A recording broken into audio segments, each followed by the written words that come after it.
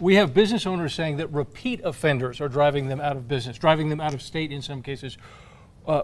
What changes would you advocate at the city or the state level to end this cycle of the revolving door of people coming back, criminals coming back on the streets? Well, it's an issue that many of us have been fighting for many, many years. When I was DPS secretary, I was successful in removing the day-to-day good time for violent criminals. Today, they serve 85%, and I was involved in that. I was also instrumental in removing the 15-year statute of limitations on murder. I was able to do that because I worked across across party lines to get that done.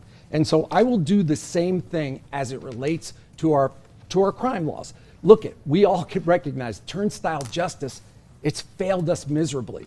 Our laws in Santa Fe are weak, and it is exactly the reason why so often we have to go to our federal partners. Give you an example. If somebody's felon is caught with a gun, in the state level, he may get a slap on the wrist. In the federal level, they're looking at maybe 5 to 10 years. Listen, the public is frustrated.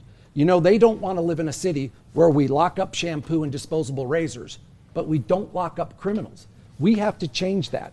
And the way we do it is working in Santa Fe to change the laws. And most importantly, Mayor, this is one thing that upsets me about when you talk about technology.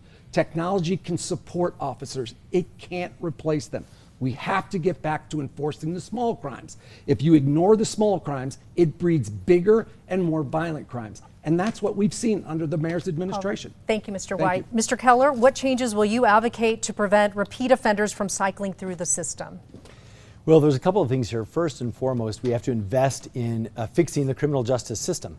And that does mean investment across the board, whether it's investing in the courts or the DAs or even the detention system and the juvenile system. And it does mean law changes. That's why I've gathered together leaders from all the local law enforcement agencies each year, and we've put forth the Metro Crime Initiative to the legislature. And we've had some laws changed, and we're still working on changing others.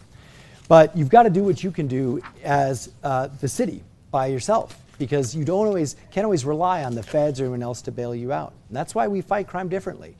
Technology is actually driven the stopping of the revolving door with respect to putting criminals in jail. And let me explain.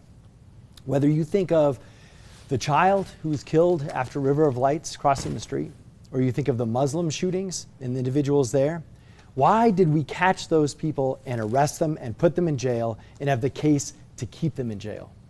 It is because of technology. We hear the gunshot within 40 feet. We turn on the cameras to know what car it looked like that was there. Then we turn on the license plate readers to see the car, and we read the license plate, we show up at their house, we arrest them, and we put them in jail. And we collaborate with others by sharing our technology with others.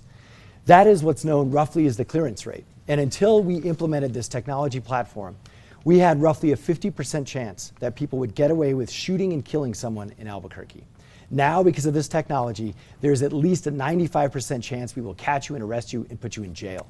Accountability for shooting and killing people is drastically different because of technology and the hard work of officers. That is the fastest way to stop the revolving door. Thank you, Mr. Keller.